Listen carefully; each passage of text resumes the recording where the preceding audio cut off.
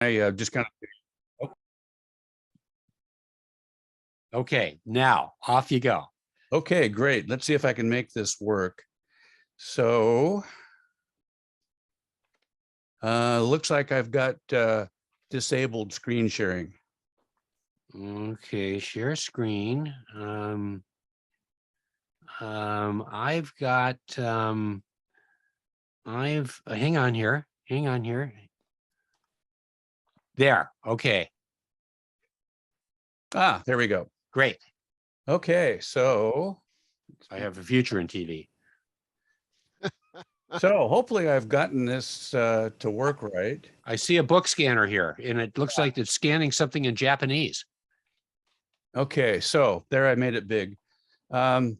This is right out of the ad for the CZUR. I'm not sure how it's pronounced. I'll call it Caesar just for fun. This is right out of the Amazon ad, and this is the one that I have, which is a model ET18. I just checked the price. These things are going for about 420 bucks, but I also recently saw them for over 500. There's another model that at the time when I bought mine was considerably more expensive. It's the ET24. So I won't go into the differences, but if anybody's interested in buying one, I would suggest looking for the ET24 because it's not that much more than the 18 is now. Wasn't always that way.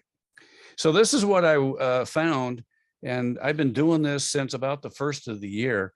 And this machine, as you can see, there's little red lines on the book. And for books that documents that fit within the parameters, it will actually flatten electronically the scans. Unfortunately, the timetables, even the small format timetables, are too big to do that. So I came up with a solution, and it's been quite a compromise on the items. This is my scanner. You can see good old Olaf in the background there. And there you see a piece of glass on the top. That was my solution for flattening the documents, and it's worked quite well. Unfortunately, I can't use the main overhead light because of the glare. But if you see, the cursor right here is what they call a fill light. So I use the fill light, and for the small format timetables that are in black and white, it works quite well. Good. How are you? I'm sorry. Hang on. We've got it's I think it's Byron. Okay. I'll find him. He's here somewhere. Keep going. Okay. So anyway, this is my setup, and it turns out that my little round table ended up being a real benefit for me to do this. And there's without the glass. I'm going to let's see. I'm going to stop sharing and then go live with another camera here that will show you how I do this. So if I stop share, okay, I'm going to change the view to the speaker.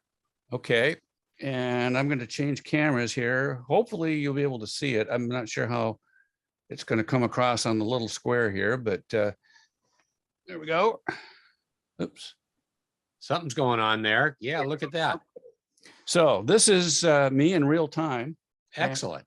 I've got a Great Northern timetable here, and I'll just kind of show you how I do this. I just lift the glass, slip this underneath here, and put the glass back on. Now, when I go into the program itself, and I'll show you some screen snaps, but I very easily can turn this and adjust it so it's perfectly square. And you notice that piece. Jonathan? Yeah.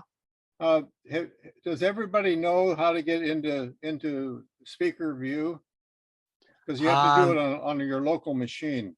Oh, okay. There is. I did not know that, Gary. So I'm pretty well done with this part of it. So I think everybody could see what I was doing. So let me go back to screen share. Okay. I'll know for now. I'm still learning. There we go. Okay.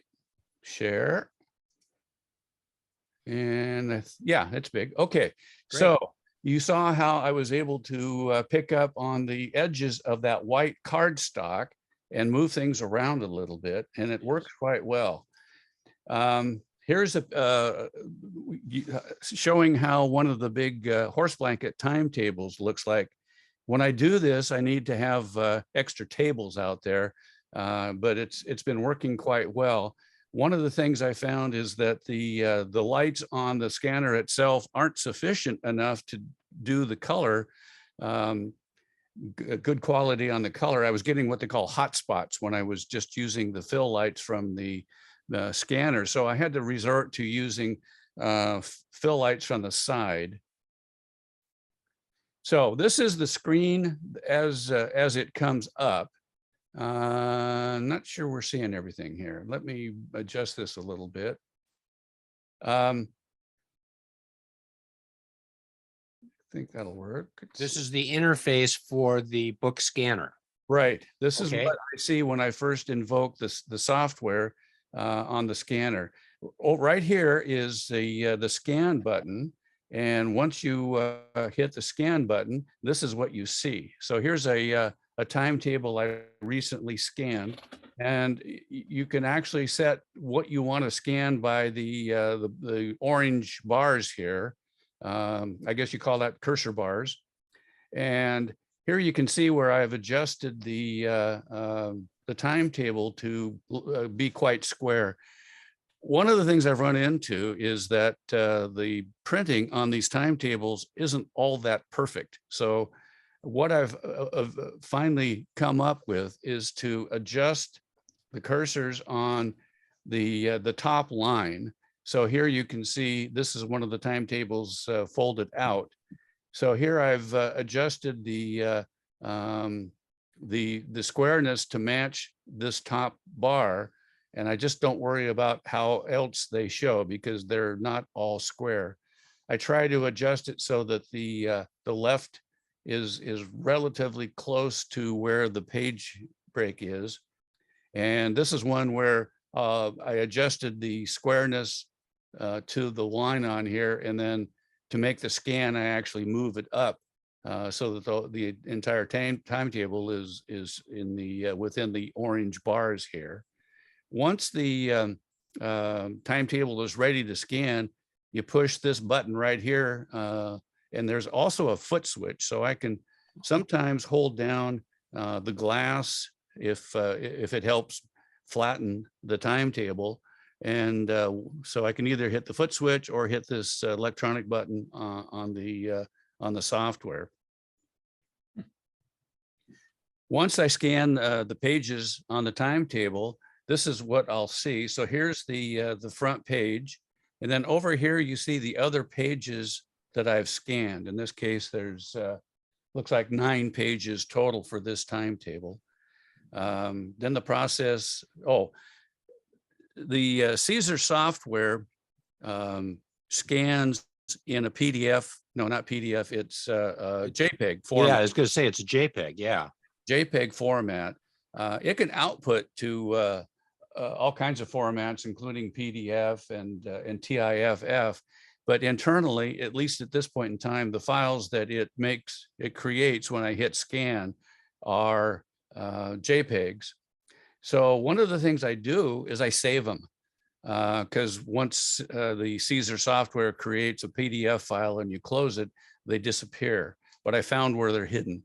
So here's what I do. This is the documents, the good old My Documents part of the Windows system.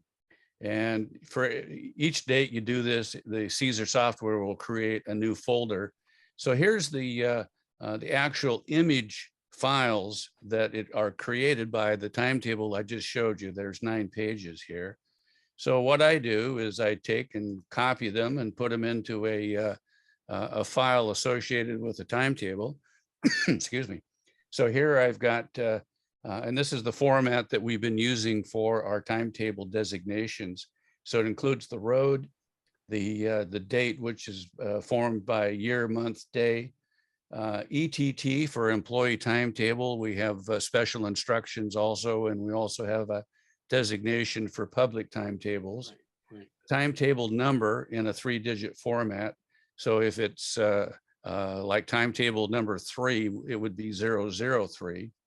The division, and this is the way we do it. And here's the images that are now in this folder, and I've saved them.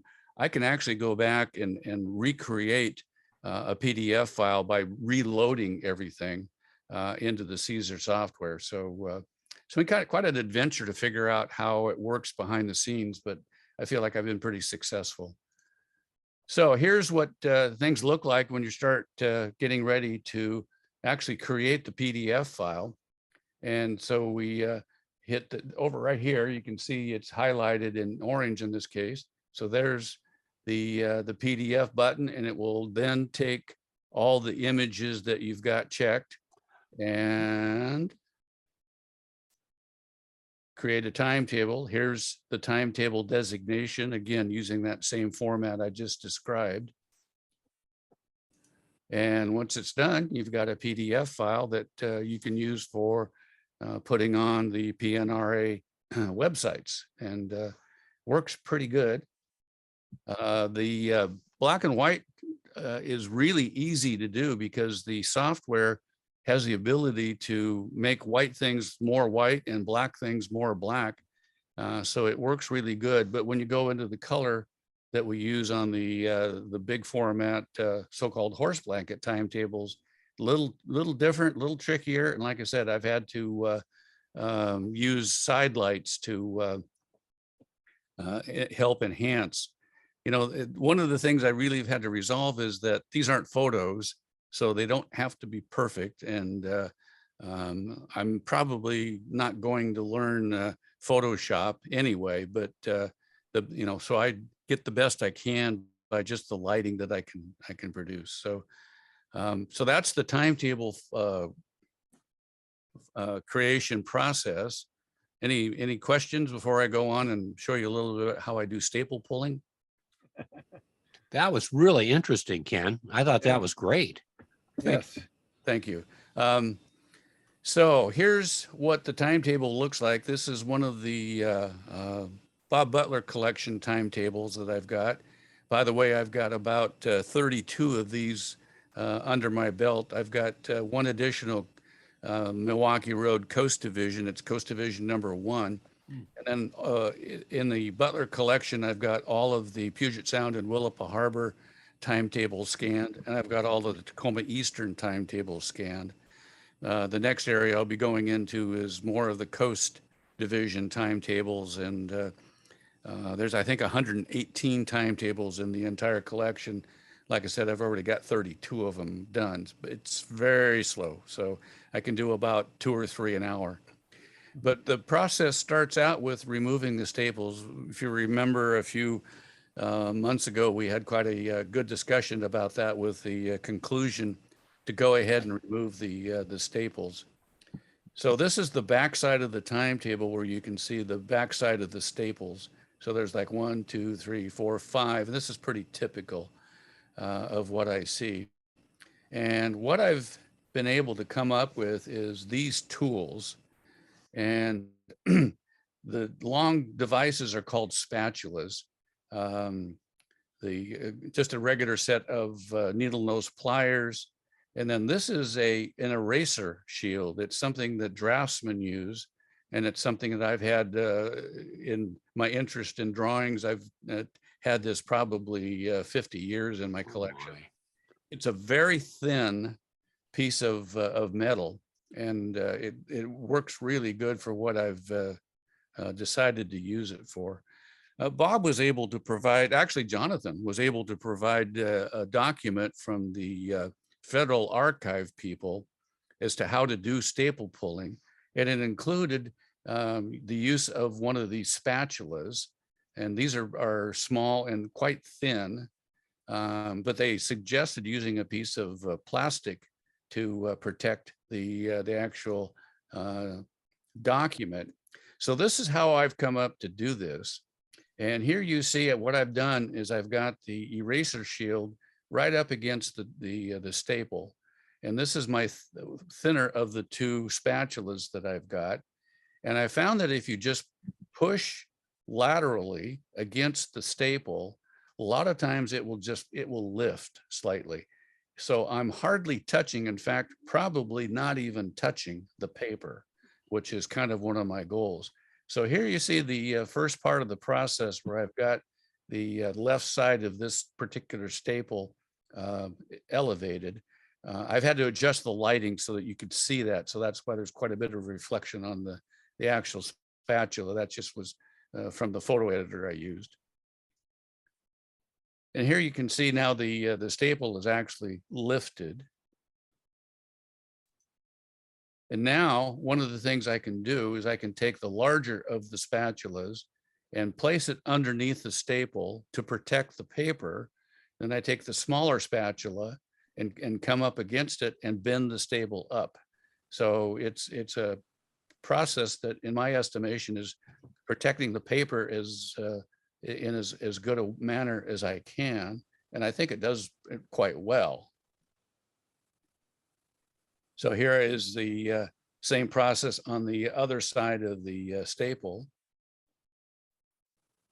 And once I get the staples at roughly a right angle, I can then turn it over.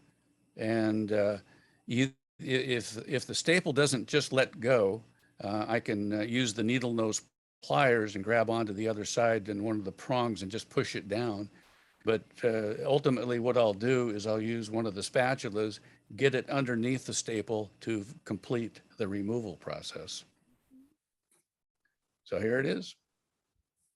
So that's how I've been doing. And what I found is I'll kind of batch mode staple removal, and it gives me a little bit more advantage of taking less time to do an individual timetable. But